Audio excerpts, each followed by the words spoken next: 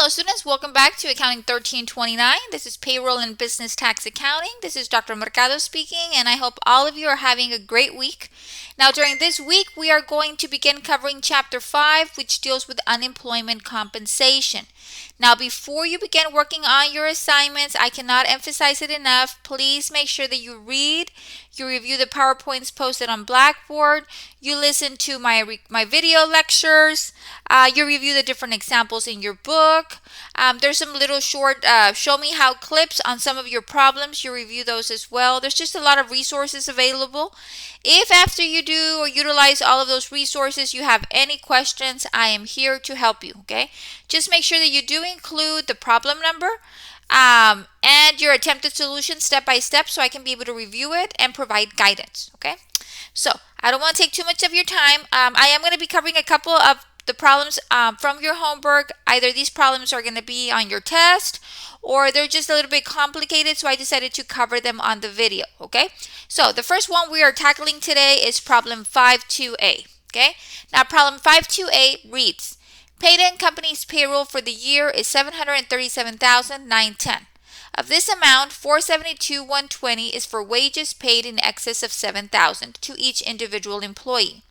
The pseudo rate in Payden's company state is 2.9% on the first $7,000 of each employee's earnings. We are being asked to compute the net pseudo tax, the pseudo tax, and the total unemployment taxes. Now you need to refer to your book. Now what I like to do from a student's perspective, because I've been a student for a long time, is I like to locate the area in my ebook or my book that covers this specific area, because I need to know, okay, the rates. Okay, I'm needing to calculate the pseudo tax and the pseudo tax. Now the pseudo tax rate is provided because the state unemployment tax rate varies by state. In this particular example, they're giving you the 2.9%, so that's a given. But you need to figure out your pseudo tax, okay? And if this is the first problem that you're solving, you need to figure that out. Now, your ebook has a section that talks about the tax rate for pseudo. In this section, it talks about the tax rate being 6% of the first $7,000 of wages paid to each employee. So what this means is that an employer is responsible to pay pseudo taxes for every employee on the first $7,000 of earnings that they make. Once the employee reaches that $7,000 cap, they no longer have to pay pseudo taxes for that employee, okay? Now, assuming that the employee works, let's say 6 months at Target and then 6 months at Walmart, okay? Because these are two different entities. Walmart is going to have to pay pseudo taxes on the first $7,000 of earnings, and then Target is going to have to pay paid pseudo taxes on the first $7,000 of earnings. Now, if you stop there and you start working your problem, you're going to get it wrong, okay? Well, you're going to say, well, why, Dr. Mercado? Well, here it says that the employer's tax rate is 6%. If you continue reading on your book, it talks about a credit, okay? Employers get a credit, okay? Then it tells you that the actual pseudo tax rate is only 0.6% because employers are entitled to a credit against their pseudo tax liability for contributions made under the approved state unemployment compensation laws. So the pseudo tax rate is 6%. Then we get a credit of 5.4%. So let's get a calculator. So my pseudo rate is 6%, and then I subtract my credit of 5.4. That leaves me with my tax rate of 0.6%, okay? And that is what we're going to be using to solve this problem, okay? So before we even start doing our calculations, we need to figure out the earnings that are subject to pseudo and pseudo, okay? So we know that the employer paid $737,910 to all of its employees, okay? The problem also states these are the wages paid, okay? Now I'm going to subtract this $472,120. This is the excess of wages, okay? This is what we paid over the $7,000, okay? Remember, we have to pay $7,000 for each employee. Here they're letting you know what? You paid $472,120 in excess of the $7,000 to each individual employee. Okay, so what that means is the actual amount that you only have to pay taxes on is 737,910 minus the 472,120. So that means we are only responsible to pay taxes on 265,790. Okay, that is this 265,790 represents the $7,000 for each employee. Okay, we only pay FUTA taxes on the first $7,000 for each employee. Okay, so now that we have that figured out, we can calculate our FUTA tax. Okay, so for our FUTA tax, we're going to get the 265,790, and I'm going to multiply that by 0.6. This number right here, 0.6%. Okay, and let's see what that gives us. Let me get my calculator.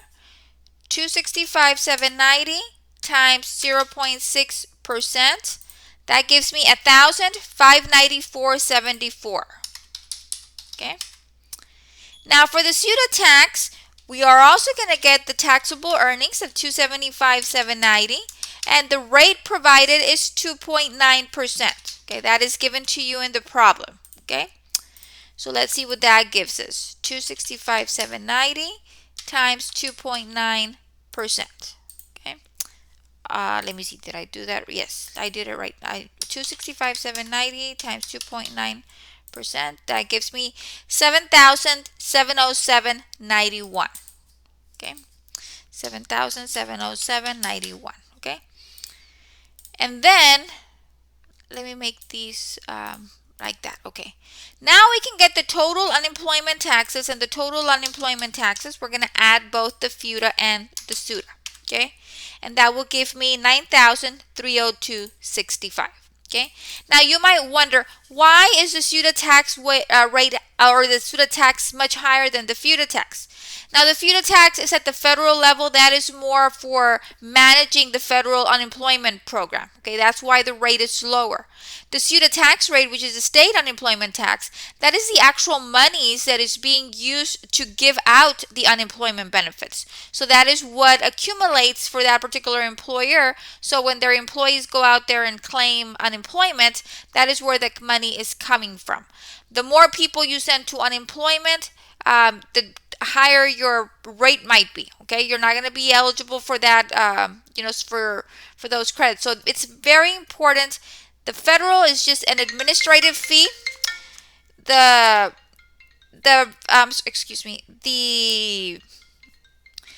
federal is just at a federal level.